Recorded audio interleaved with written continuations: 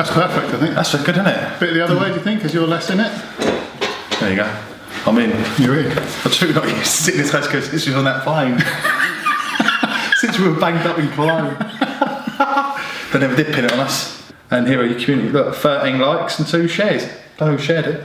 Some sicko. What does that mean, shares? Someone's shared our video on there. It's probably me going, yeah, watch the new video. Let me go and get the link. Cut that bit out. I then.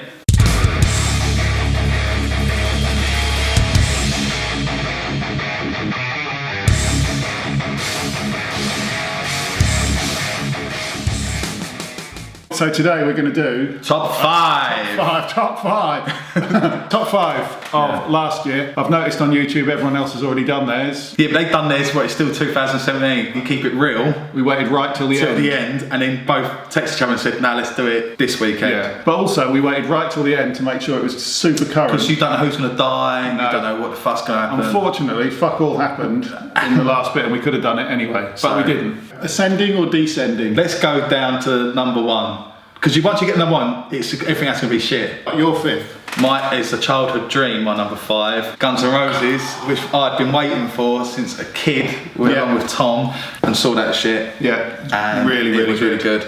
Just Getting Home was terrible. Getting Home was terrible. God. That's not really Guns N' Roses' fault. No. A lot of things can be blamed on Axl. Yeah, and actually he was fucking brand new, wasn't he? I'd seen him the year before with AC/DC at the Olympic Stadium. Yeah, and he was good? Yeah, because me and Tom were like, he's going to be a bit shit, but he was fucking awesome. Brian Johnson treated shockingly by the band, I thought. Do you know, that's actually put me off the band a little bit. Fucking amazing. What a childhood dream ticked off. And did they fulfil it? You weren't disappointed? Sometimes you see bands I've got to be a little bit honest, I thought Slash was a little bit hit and miss. Yeah. So, right, so that was your number 5. That's my 5. What's your 5? My number 5, which really should be my number 1, was starting Bullwinkle. Bullwinkle, yeah. Because we've been talking about it since before the internet existed. Since 2000. So there was no internet, there was no YouTube, but we'd had this crazy idea that we were going to film ourselves and somehow project it to the world. And we said, let's create a thing called MeTube.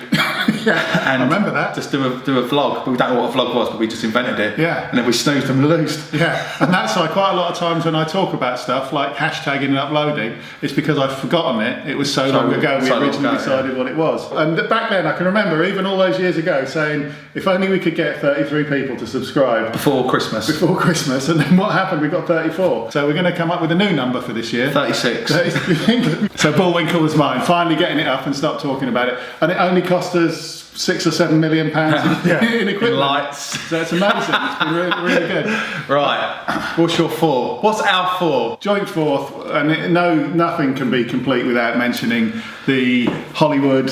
You can give it your title. The Hollywood snake eating its own tail. Eating its own tail. It's just the story that never stops giving, isn't it? There's just more and more. And I don't think we've even seen the tip of it yet. No, we haven't.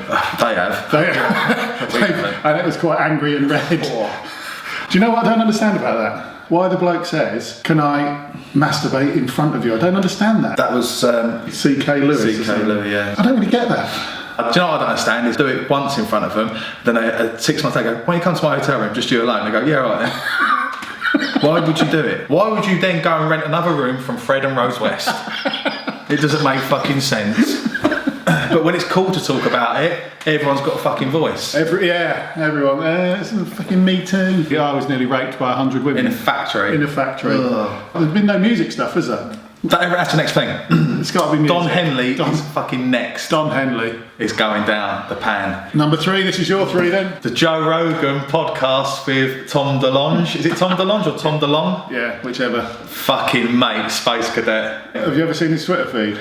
I briefly looked at it and I started going into a bit of a wormhole and had to come out. His Twitter feed, the bits that, because I follow him, because I do like Blink 182. Yeah, you do, you're a big fan. I think they were better with Tom. You watch his Twitter feed, and all it is you wait, people. Yeah. Next week. It's coming. Next week. I know some shares high in up my people. company. Yeah, I know some high up people. It's called To the Stars. Academy. Yeah, I know some people high up in the army. It's coming out next week. Yeah. It's coming out next week.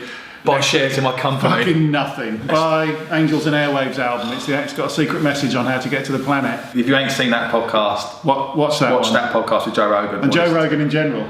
My number 3 was It was tricky because I would have had it as number 1, but my number 3 is Ross Kemp, who I've grown to love. I fucking love Ross Kemp. From a distance. I think all the stuff he's done with like dangerous people and he's learned to change his routine. Prisons. So it's really difficult to store. Exactly, yeah. So it's working, Ross. I'm absolutely determined to get Ross Kemp on. Yeah. And you may or may not notice, but we change this picture in between us all the time. Yeah. So in honour of Ross Kemp, and people have said to me, "Are you mocking Ross Kemp?" And No. do you know what? It really fucking infuriated me. We entered a competition to train with Ross, wasn't it? It weren't boot camp.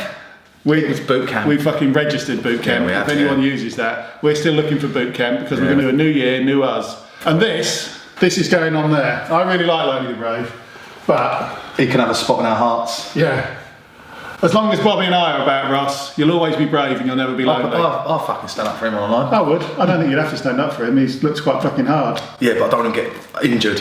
Because I want to carry on with that TV shit. I would like by the end of the year to turn around and say, friend of the show. Friend of the show. That would be Ross ideal. Kemp. Yeah, that'd be perfect. And for that, Ross will defend you online. Does that look like he's next to me? If you could really narrow that down with a, what's it called on the editing? Dear, bit of Ken Burns. Bit of Ken Burns. Ken Burns there. I would like, you know, like Chris Evans used to have people signing the desk on TFR Friday. Yeah. We won't do that shit because we don't need autographs. We'll have it on film.